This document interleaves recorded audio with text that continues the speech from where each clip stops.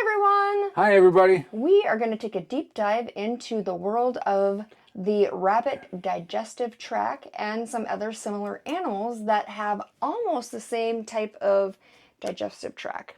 Yep. So let's start off with the three different types that they have. They have the rabbit digestive tract, which I'll show you this more into detail and pan down. The Horse.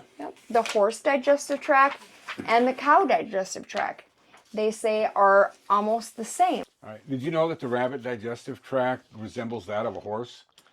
Yeah, I didn't know that until I started doing that, and I also found out that it's almost like a cow. Yeah. Both the rabbit and the horse are hindgut fermenters, which means that their organs called the cecum that functions like a rumen of a cow, but instead of being in the beginning of the digestive tract like the cow is, it's at the end. So the cecum is full of special microbes that break down and digest various fibers and other feed stuff that enter into the cecum. Yeah. That rabbit has the cecum. It requires fairly high amount of fiber that from the forage in its diet. Well, that's the reason why they have hay, and that's why it's always got hay, because if you realize, the horse eats hay, the cow eats hay, and the rabbits eat hay. And so they're all kind of, that's why they have to do that, because if they didn't have that, they wouldn't be able to digest anything. Yeah, the beginning of their the digestive tract is like like pigs or humans, where it's called a monogastric. The fiber quality has got to be really, really high. It's just like a human. We have the throat and all that, and then it goes right into our stomach, and that's how they are. But then we have the intestines and things like that, and they have to have that cecum because it has all the nutrition, and it actually is like a bile type thing. Yeah, it's all to get the beneficial bacteria like we have, where we need to have probiotics and things like that in our intestines to help break down and absorb nutrients. And I always kind of look at it, and this may sound strange, but I always look at it as like a gallbladder. It kind of, I because would think because it kind really of does all the things. I don't know if it is, but that's how I look at it anyway. But that's a good analogy. I never even thought about that. So, the food travels from the stomach into the small intestine, where it encounters enzymes, which is the thing that you need for the digestion. And it also absorbs the nutrients from the proteins and sugar and starches, which I never knew that until I started reading this. Then from there, it travels to the cecum, where the microbial, how do you say that? Microbial breakdown in the fiber occurs.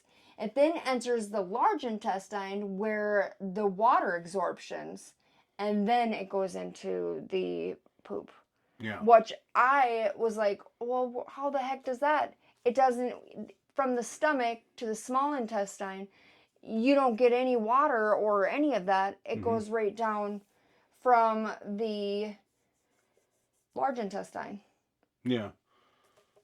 So that's kind of a thing that I thought was kind of cool, that it did that. Yeah. And so then, therefore, it's followed by the potty. So then it goes, like I said, down through your throat, to your stomach, to the small intestine, then through the cecum, then through the large intestine, where it meets the water, and then it's absorbed. Wow. That's just a lot of traveling. But it's just like us, and then the cow, too, and the horse have similar things. But the cow, the only difference is between the cow, which I thought was really cool, is that this, rumen?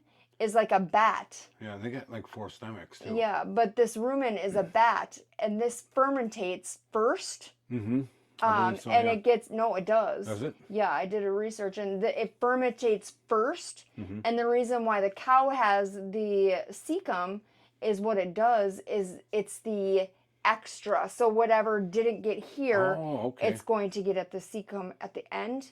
So it's basically a double doer, which I thought was really cool. But the rabbit doesn't. So that's why you have to make sure that they're eating the hay, the better food, the quality food and things like that, because they only have the cecum here. They don't have the double bat. It doesn't, their stomachs are like humans and pigs. Yeah. So they need to have that extra fiber. Yep. So that's the reason why of that whole thing there, which I thought was pretty amazing on that part anyway. I hope this video helped you just as much as it helped me learn more about the cecum and a rabbit's digestive tract. So when the next video comes out about what the poop is supposed to look like, you'll know exactly what happens and what the cecum does and how things move into the body and out through the pooper scooper. So I hope you have a blessed day, night, wherever you're at, and I'll see you on the next one.